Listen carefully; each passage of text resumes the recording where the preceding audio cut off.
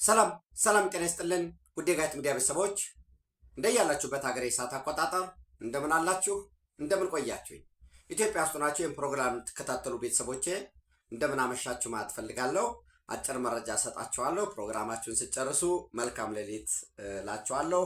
መጋቢት 30 2018 በኢትዮጵያ ዘመን አቆጣጠር አፕሪል 8 2026 በጎርጎሳውያን የዘመን አቆጣጠር በቅደም ተከተል የጋት ዕለታዊ አጭር መረጃ ወደ እናንተ አደርሳለሁ። ዘወትር እንደምታደርጉት ለማሳሰብ ነው። ላይክ አድርጉ፣ ሸር አድርጉ፣ ሀሳብ አስተያየት አካፍሉ። የጋት ሚዲያ ሜምበር ሁኑ።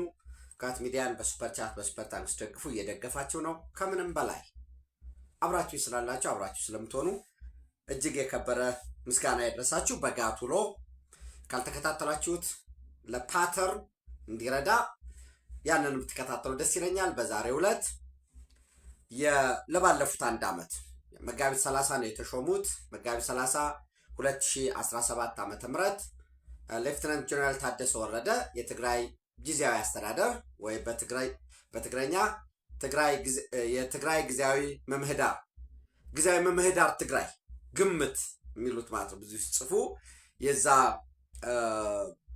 የጊዜያዊ አስተዳደር ፕሬዚደንት ነበሩ። የምታውቁት ነው። 8 ጉዳዮችን ለመፈጸም እነዚያ 8 ጉዳዮች ከየትም አይደለም የመጡት ከፕሪቶሪያ ስምምነት ነው። የፕሪቶሪያ ስምምነት ደግሞ ከየትም የመጣ አይደለም። የኢትዮጵያን ህገ መንግስትና ህጋዊ ስርዓትን ወደ መሬት የመለሰ ነው። በሂደት መታየት ያለባቸው ጉዳዮች የሉም ወይ? አሉ። ደፍነትሊ ሰው ያንን መሰረት አድርጎ ለአንድ ዓመት በስልጣን ላይ ቆዩ። ያው በትናንትናው ዕለት አጠቃላይ የአንድ ዓመት አፈጻጸማቸውን ማጠቃለያ ማለት ነው እንጂ በየ6 ወሩ ሪፖርት ያቀርባሉ። የጸደቀ ቅድም ስላላቸው ለምንድን ነው የስራ አፈጻጸማቸው ለጠቅላይ ሚኒስትሩ የቀረበ የተባለ እንደሆነ ለጠቅላይ ሚኒስትሩ የስራ አፈጻጸማቸው የቀረበ ተጠሪነቱ ለፌዴራል መንግስት ነው። ለምን ለፌዴራል መንግስት ሆነ?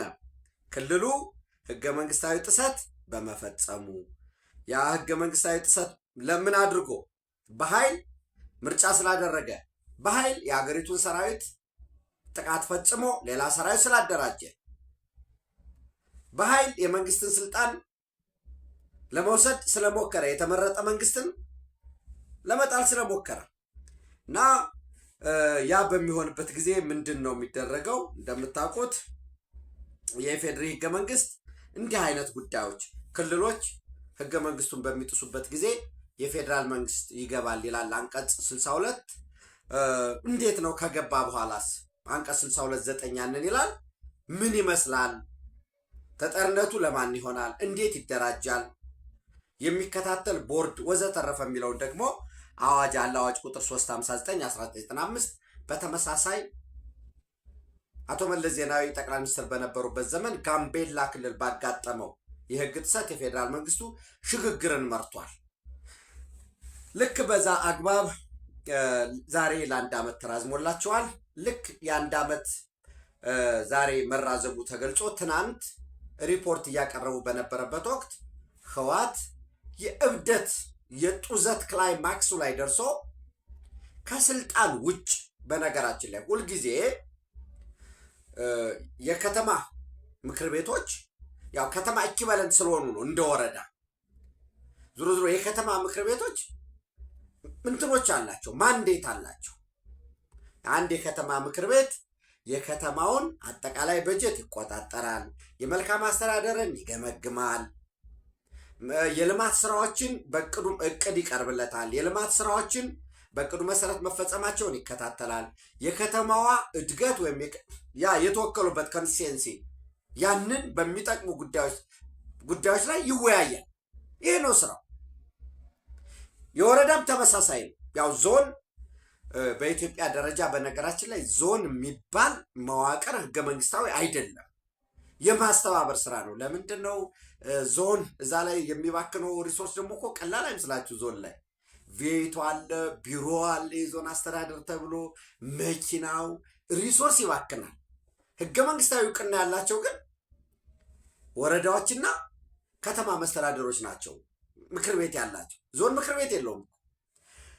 እነዚህ ከስልጣናቸው ውጭ ምን አደረጉ? ይመለስ። የፕሪቶሪያ ስምምነትን አሉ የፌዴራል መንግስት ጥሶታል። እንግዲህ ጥሶታል ብሎ እኮ የሚያስወስነው እሱ ነው። ስትጥስ ምን አደረግ? ለታዛቢ ለአደራዳሪዎችን እናድርግ። ያ የመጣው ጦርነት ያ ተካሂዶ የነበረው በብሪት የገባንበት ጦርነት መልሶኛል ነው ልጆቻችንን የበላው። እዛው በኢትዮጵያ ማዕቀፍ ውስጥ እስካለን ድረስ የኢትዮጵያ እርስ በርስ ጦርነት አሸናፊ ተሸናፊ የለው። ይህ መርህ ብቻም ሳይሆን በአሸናፊ ተሸናፊ በሌለው ጦርነት ለዛውም ከአንድ መንደር የአንድ ቤተሰብ የስብሐት ነጋ ዳይናስቲ ባለው መዋቅራዊ ቅቡልነት የቀደመ ያ ቅቡልነት የሚመጣው በነገራችን ላይ ሌጂቲሜሲ ብቻ አይደለም። ቅቡልነት የሚመጣው ኦቶሪቲ አለው። ስለሚቀጣ ኮረሲቭ ሊሆን ይችላል፣ ኮረሲቭ ፓወር ሊሆን ይችላል። ሪዋርድ ስለሚያደርግ የሚፈልጋቸውን ስለሚሾም፣ ለምሳሌ ዛሬ የተወያዩት የዞን አስተዳዳሪ ብለን የሾምናቸውን እናወርዳለን ነው። ይሄንን ስታወርደው ሌላ ደግሞ ለመሾም ያሰፈሰፈ የሚመጣው ጉዳት ምንድን ነው ደግሞ የማይል ጭንቅላቱን ለፀጉር ማሳደጊያ ምናልባት ለሚዛን መጠበቂያና ባርኔጣ ኮፍያ ለማድረግ የሚጠቀም ደግሞ ሌላ ስግብግብ ሆዳም ይመጣል። ኦፍኮርስ ያ ሆዳም ያ ስግብግብ እንትን ሰጣላችሁ። ምክንያት ትግራይ ህዝብን ለማዳን መህተ ዋቴበር እንደዚህ ብለን የሆነ ግዛት አንድነታችንና ሉዓላዊነት ለማረጋገጥ የማይደሰኮት ድስኩር የለም። ግን በጦርነት ነው ወይ ይሄን የምታረጋግጠው? ህግን እየጣስክ ሌላ ህግ ልታስከብር ትችላለህ ወይ ወዘተረፈ የሚል የሚጠይቅ የለም። ዞሮ ዞሮ በትናንትናው ዕለት ወረዳዎችንና የከተማ መስተዳድሮችን ሰብስበው በተለይ በዋነኝነት እኔ በቃ ተሳክቶላቸዋል ከተባለ የሰሜን የማዕከላዊ ዞን ብለን ልወስደው እንችላለን። የማዕከላዊ ዞን እና የሰሜን ምዕራብ ዞን ማዕከላዊ ዞን በአብዛኛው ትናንት የተሳካላቸው ይሄ አድዋን ይዞ ሁሃይለን አብያዲ ዞሮ መግለጫ ሲሰጡ አሉ። ጥያቄው ከየት ነው ሄደው? ከፈጥሮ ጽሕፈት ቤት ለነማን ትእዛዝ ተሰጠ? ለዞኖች። ዞን ለነማን ትእዛዝ ሰጠ? ለወረዳ እና ለከተማ መስተዳድሮች። ያን አድርገው የፕሪቶሪያ ስምምነት ፈርሷል። ህጋው ያኛው ህገወጥ መሆኑ የተረጋገጠው 2015 ላይ ተበተናቸዋል የተባለው እንዲያው ፕሮፐርሊ እንኳን ቻው ደህና ሆኖ ያው እንደዚህ ስህተት ነው ያልተባለው ያንን እንደገና ይመለስ፣ በሌላ መልኩ እንደገና እሱ ይመለስ ማለት ነው። ዶክተር ደብረጽዮን ገብረ ሚካኤል ፕሬዝዳንት ይሁን። ከዛስ ዶክተር ደብረጽዮን ገብረ ሚካኤል ፕሬዝዳንት ይሆናል። አፈ ጉባኤና ምክትል አፈ ጉባኤ ያስመርጠው ነበር፣ እነሱ ይቀጥላሉ። ቀጥሎ የፌዴራል መንግስት አቶ ሩፋኤል ሽፍረን አፈ ጉባኤ ይሆናሉ። ወይዘሮ ዘነብ አብዱልለጢፍ ምክትል አፈ ጉባኤ ይሆናሉ። አሉ ወይ እነሱ በምን ሁኔታ ነው ያሉ? ሌላ አፈ ጉባኤ ይመረጣሉ የሚለው በነገው ዕለት በሚኖረው ስብሰባ የምናየው ነው የሚሆነው። አንዱ መረጃ ምንድን ነው? ፈትለወርቅ ገብረ እግዚአብሔር አስቸኳይ ለሁሉም በምርጫ በ2000 እንግዲህ ምን ብዬ ልንገራቸው ስላወራንበት በሚል ነው ዘመዶቼ። ጳጉሜ 4 2012 ዓ.ም የትግራይ ክልል ምክር ቤት ሰኔ 17 2012 ታዘብልን ተባለ። የኢትዮጵያ ብሔራዊ ምርጫ ቦርድ ምርጫ ማካሄድ የሚችለው የኢትዮጵያ ብሔራዊ ምርጫ ቦርድ ነው። አልታዘብም ማለት ሰኔ 3 2012 ዓ.ም የፌዴሬሽን ምክር ቤት በኮቪድ-19 ምክንያት ምርጫው ለአንድ ዓመት ቢበዛ ለአንድ ዓመት አሊያ በ9 ወር እንዲካሄድ የሚል ውሳኔ ስለወሰነ እኔ አልታዘብም ማለ ምርጫ አካሄዱ የጨበራ ምርጫ የተባለው ውድቅ አይደለ? ውድቅ እንዳልተደረገ የሚቆጠር የማይጸናና ተፈጻሚነት የሌለው ነው ተባለ። ዙሮ እነሱ መስከረም 9 2013 ላይ መንግስት አቆምን አሉ። ያ መንግስት እንዳልኳችሁ ደብረጽዮን ፕሬዝዳንት፣ ሩፋኤል ሽፍረንን አፈ ጉባኤ፣ ወይዘሮ ዘነብ አብዱልለጢፍን ምክትል አፈ ጉባኤ አድርጎ ምክር ቤቱ መረጣ። ጥቅምት 24 ያ ጦርነት ተቀሰቀሰ። እስከ 2015 ድረስ ከ2013 እስከ 2015 ዞሮ እስከ ፕሪቶሪያ ስምምነት ድረስ ምንም እንኳ ፋንክሽናል ባይሆንም በጦርነቱ ምክንያት እንዳለ ተቆጠረና ዘን ተበተነ። የፕሪቶሪያ ስምምነት ይበተናል ነው የሚል። አሁን ምን እያደረጉ ነው ህወሓቶች? በዛሬው ዕለት በአራት አጀንዳ ጉዳዮች ላይ ተወያይተዋል። በአራት ላይ አንደኛ በጊዜያዊ አስተዳደሩ ላይ ተወያይተዋል። በጊዜያዊ አስተዳደሩ ላይ የተወያዩት ምንድን ነው ያሉት? ጊዜያዊ አስተዳደሩ ከነገ ጀምሮ የለም ብለዋል። ውሳኔ አንድ ነው። ሁለተኛ ምንድን ነው የሚለው? ከዚህ ቀደም በህጋዊ መንገድ የተመረጠው የክልል ምክር ቤት አባላት ጥሪ ይደረግላቸው ነው። ጥሪ ተላልፎላቸዋል። ነገ በአስቸኳይ ሐውልቲ በሚገኘው አዳራሽ እንድትገኙ ተብሏል። ምን ለማድረግ? ህጋዊ ምክር ቤቱ ተጠርቶ ተሰባስበው የጊዜያዊ አስተዳደሩን ማብቃቱን አውጀናል ለማለት ነው።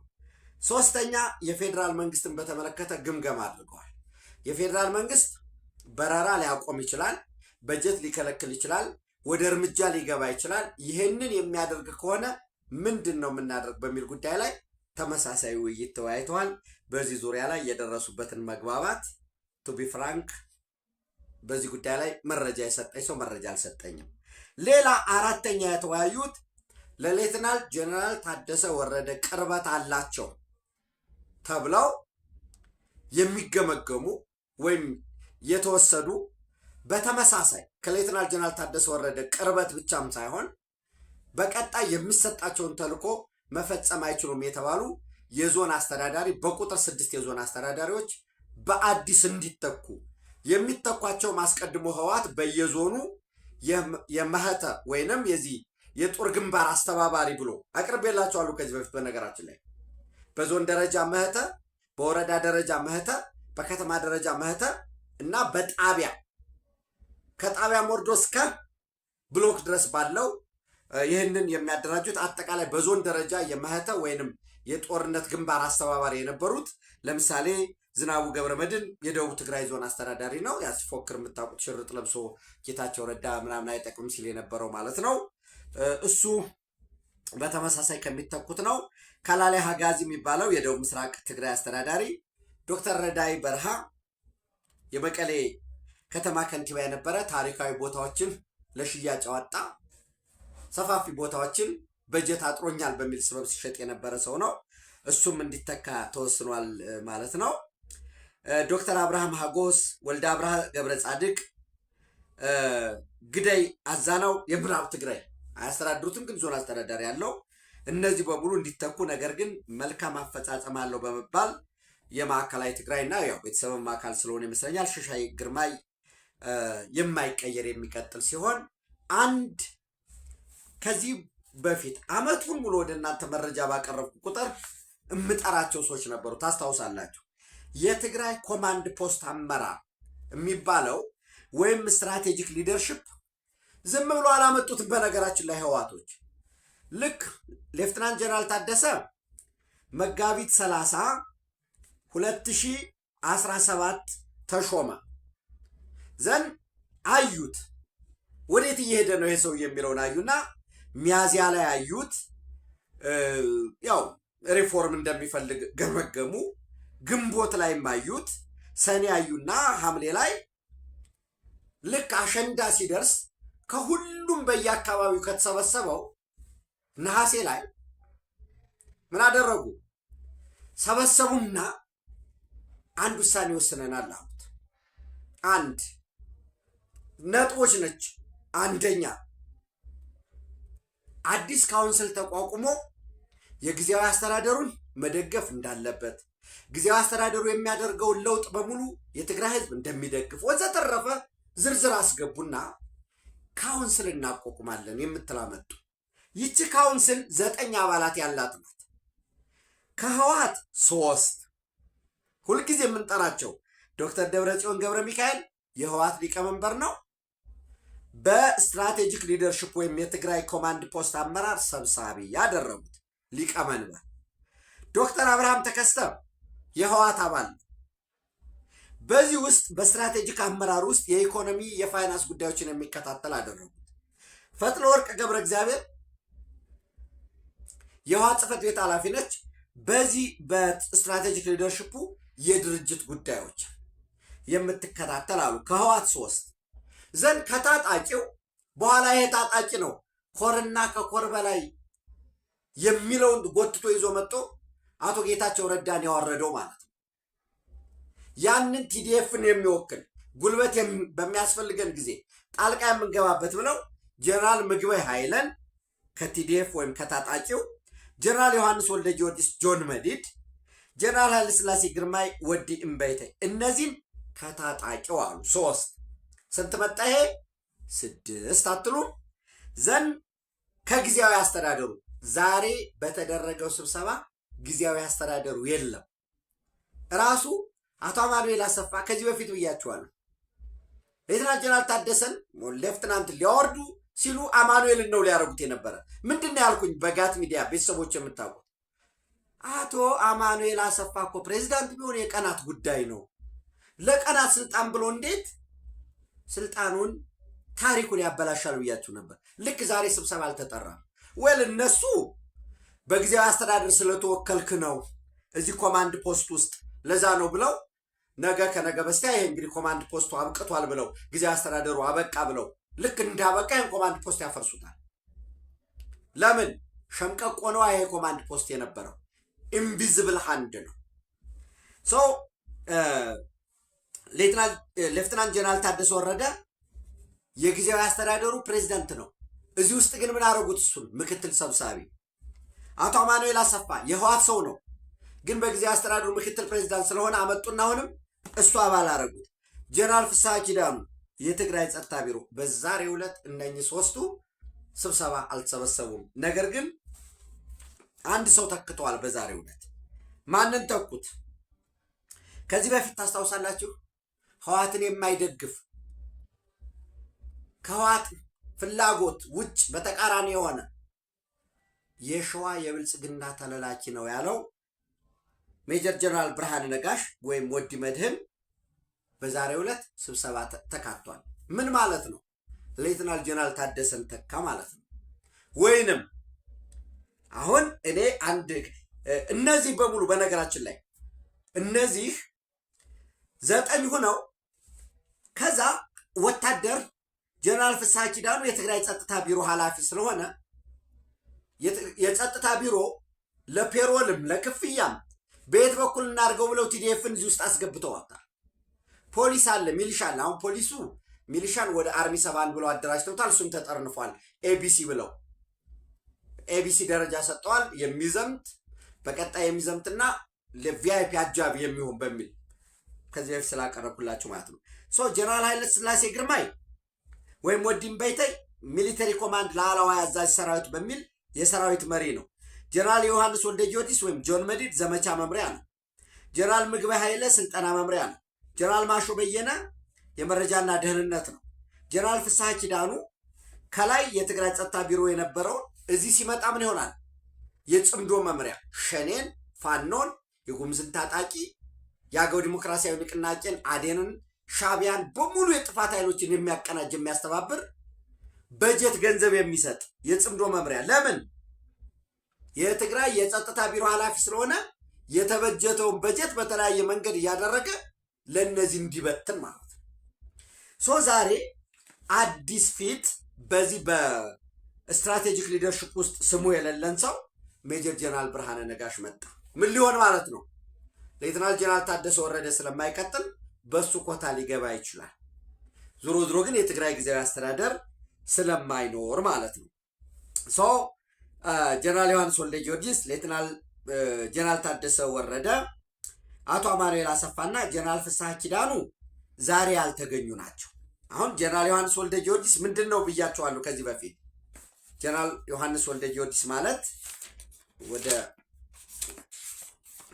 ጀነራል ዮሐንስ ወልደ ጊዮርጊስ ጆን መዲድ ምንድን ነበረ? ቲዲኤፍን ወክሎ የነበረ ሰው ነው። ዛሬ በስብሰባው አልተገኘም። ጀነራል ዮሐንስ ወልደ ጊዮርጊስ ምን እየሆነ ነው ማለት ነው? እንግዲህ ጀነራል ዮሐንስ ወልደ ጊዮርጊስ ጆን መዲድ ዘመቻ መምሪያ የነበረ ሰው ነው። ከዚህ ውክልናው ቲዲኤፍን ወክሎ ገብቶ የነበረ ሰው ነው። እሱ ዛሬ በተጠራ ስብሰባ ላይ አልተገኘም። ጄኔራል ሜጀር ጄኔራል ብርሃነ ነጋሽ ተክቶታል። በቀጣይ ምን ይሆናል ማለት ነው? ዘመቻ መምሪያ እሱ ሊሆን ይችላል። አንድ በሉ ያው ሌተናል ጄኔራል ታደሰ ወረደ አልተገኘም። አቶ አማኑኤል አሰፋ አልተገኘም። ጄኔራል ፍስሐ ኪዳኑ በዚህ በሚሊተሪ ኮማንዱ ጽምዶ መምሪያ በውክልናው ጊዜያዊ አስተዳደሩን ወክሎ የነበረው አልተገኘም። ምናልባት ጄኔራል ፍስሐ ኪዳኑ የሌፍትናንት ጄኔራል ታደሰ ወረደ ቡድን ውስጥ አለ ተብሎ ስለሚታሰብ እነዚህ ተነስተው ሊሆን ይችላል። ስለዚህ ምን ማለት እኔ ህወሓትን በደንብ አውቀዋለሁ ብዬ ነው ማምነው። ይሄ ቾቪኒስቲክ ምንድን ነው ወደ ትምክት እንዳልሄደች ምክር ቤት ጠራሉ ብያቸው ነበር። ነገ ምክር ቤት ጠርተዋል። ጊዜያዊ አስተዳደሩን መፈንቅለ ጊዜያዊ አስተዳደር ፈጽመዋል ብያቸው ነበረ። ፈጽመዋል። እሱ የሻዕቢያ ወታደርን በስፋት በብዛት በገፍ አስገብተዋል። ወሳኝ የሚባሉ ቼክ ፖይንቶችን የሚቆጣጠር የህወሓት ታጣቂ ወይም ራሱን የትግራይ መከላከያ ኃይል ብሎ የሚጠራው ሳይሆን አሁን የሻዕቢያ ወታደሮች ናቸው። በተመሳሳይ በከፍተኛ ደረጃ የሚጠረጠሩ ለውጥ ይሄ ምንቅስቃስ ደለይቲ ለውጥ ወይም በትግራይ ውስጥ የለውጥ መምጣት አለበት ጦርነት አያስፈልግም ብለው እንቅስቃሴ የሚያደርጉትንም በኖርማል ትግራይ ውስጥ ሳይሆን ይታሰራሉ የሚል እየተወሰነ ያለው ወደ ኤርትራ ይሄዳሉ ነው። ማሰልጠኛ ትግራይ ውስጥም በተመሳሳይ ኤርትራ ውስጥ ባሉ ወታደራዊ ጣቢያዎች ስልጠና ይካሄዳል የሚል አለ። ዞሮ ነገ እንዳልኳችሁ ጠርተው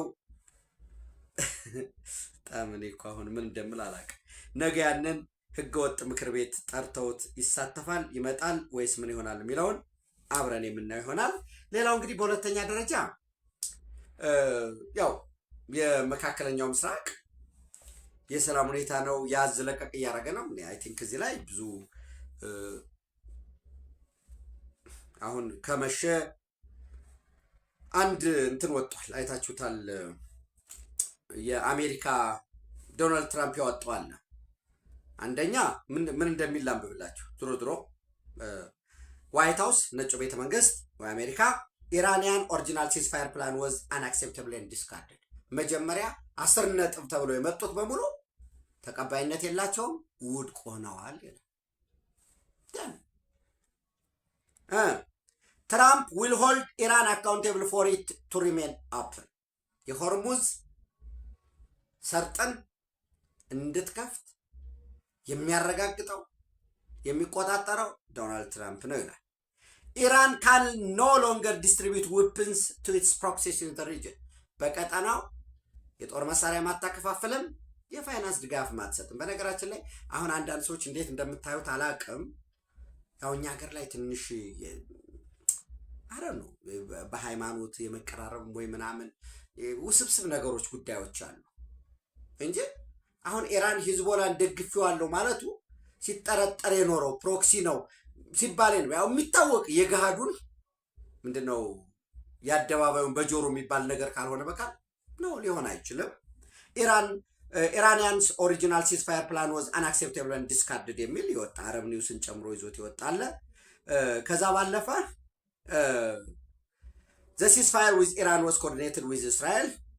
ceasefire does not include Hezbollah. it has suffered one of its hardest blows. በዛሬው ዕለት በጣም ከሰነበተው እኔ በነገራችን ላይ ምን ብዬ ነበር ደግሞ ብዬ ነበር የሚለውም ብዙም ወደው አይደለም፣ ግን በልዩ ትኩረት በአንድ እንደውም እኔ የዚህ 2 ሳምንት ጉዳይ መበታተኑን የዜሮ ሮኬት እንደዚህ ሆናል ምናምን የሚል ጠቅለል ያለ መላ ትኩረቱን አድርጎ እስከ ለተኒ ሪቨር የሚባለው ኦልሞስት የሊባኖስን 20-30% የሚሆነውን ኤሪያ እስከ ወንዙ ድረስ ተቆጣጥሮ በፈር ዞን ደግሞ የማስቀመጥ ቼክ ፖይንት የማስቀመጥ ነው ሊሆን የሚችለው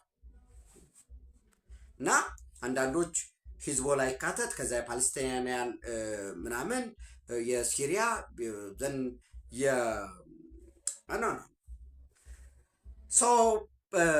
አበቃ ሊያበቃ ነው ተሰረዘ ምናምን የሚሉ ጉዳዮች አሉ። እንዲሰረዝ የሚፈልግ ኃይል አለ።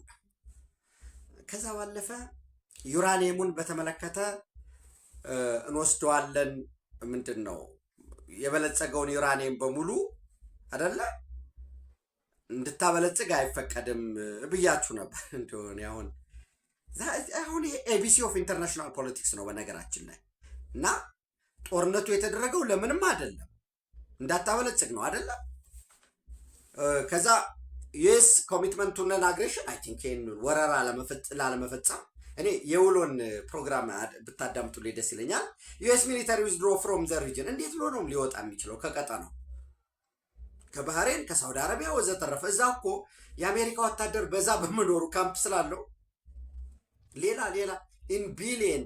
በነገራችን ላይ የአሜሪካ ኢንዱስትሪ ኢኮኖሚ የሚባለው ሚሊተሪ ኢንዱስትሪ ኮምፕሌክስ ነው። አሜሪካ ያደረገው የአሜሪካ ኢኮኖሚ የሚተነፍሰው የሚንቀሳቀሰው የጦር መሳሪያ በማምረት ነው። አሁን ሀገራት በሙሉ ተሰልፈው ነው ከአሜሪካ የሚገዛው። ኔቶ መፍረሱ፣ የመካከለኛው የኢራን ጉዳይ የሴኪሪቲ ዳይሌማ እያደገ ሄደ ማለት ለኢራን የጦር መሳሪያ እንደሚያደርግ እንቀጣለን። ያንን የስትሬት የሆርሙዝ ሰርጥ ወዘተረፈ እኔ ብዙም ውስብስብ ነው ብዬ አላምንም። ድሮ ድርድሩ አርብ ከነገ በስቲያ ፓኪስታን እስላማባድ የሚደረግ ይሆናል። በአሜሪካ በኩል ምክትል ፕሬዚደንት ጄዲ ቫንስ፣ የአሜሪካ ልዩ መልእክተኛ ስቲቭ ዊትኮፍ እና የዶናልድ ትራምፕ አማች ጃሬድ ኩሽነር የሚሳተፉ መሆኑን ዋይት ሀውስ አሳውቋል። እንግዲህ በኢራን በኩል አፈጉባኤው የህግ መወሰኛ ምክር ቤት አፈጉባኤው የሚመሩት ቡድን ምናልባት መሱድ ፔዜሽኪያን ይሳተፉ ይሆን የሚል ነገር ሊኖር ይችላል። ከአርጂሲ የበለጸገ ዩራኒየም ያለበት ቦታ አሁን እንደው የፖለቲካ ጉዳይ ስለሆነ ጥንቁልና እንዳይሆን እንጂ አላወጡትም ወይ እስካሁን? እንደዛ ብላችሁ አታስቡ። እኔ ግን አንዳንዴ እንደማስብ ታውቃላችሁ፣ ያ 400 ኪሎ ግራም የበለጸገውን ኒውክሌር አውጥተውታል ብዬ አምናለሁ። እኔ እንደዛ ነው ፊልም ማረከው። እንዴት መቼ እንዲያው ተቃዣለሁ ወይ ምናምን ልትሉት ይችላል። የሆነ ጊዜ በሆነ ቀን እንደዚህ ተደርጎ አውሮፕላኖች እንደዚህ ሄደው ከዛ እሱን ለማውጣት ሄዱ የኤርቦርን ዲቪዥን ትልቅ ሄርኩለስ አውሮፕላን ጨምሮ ተነስተዋል። ሄዱ ሲሉ እነሱ ላይ ጥቃት ፈጽመው መነሳት ስላልቻሉ ሌሎች አፓቾች እንደዛ ብዬ አምናለሁ። ወል ኢት ማይት ቢ ምንድን ነው ይሄ ፑር የሆነ ጀጅመንት ሊሆን ይችላል። ድሮ ግን የምናየው ይሆናል ማለት ነው። ኢትዮጵያ በክብር ለዘላለም ትኖር። አይ ቲንክ መጨረሻ ያመጣሁት ነገር እኔ ዝም ብዬ የማስበውን ነው። የጋት ሚዲያ ቤተሰብ እስከሆነ ድረስ ዶናልድ ትራምፕ የበለጸገ ዩራኒየሙ በሳተላይት እየተከታተልነው ነው፣ አቧራውን አራግፈን እናወጣዋለን በአይኒ ሚንስ ወዘተርፈ አልወጣም ወይ? እነዚህ ሄርኩለስ የወደቀበት ፓይለቱን ለመፈለግ ፓይለቱ ከተመታ በኋላ ከዛ ብዙ ሄሊኮፕተሮች ጉዳት ደርሶባቸዋል ምናምን። እዛ አካባቢ ምንድን ነው የነበረው? ያ ተመቶ የወደቀበት ሄርኩለሱ አሸዋ ውስጥ ገብቶ አልነሳ ያለበት ሰውን ምንድን ነው የነበረው? አንዱ ነው እዚህ የሞሳድን የሲአይኤን ፊልም ከማየት የመጣ ፑር ጀጅመንት ከሆነ እንግዲህ ፈን አድርጋችሁ ለፉት። ኢትዮጵያ በክብር ለዘላለም ትኑር። ቴንኪው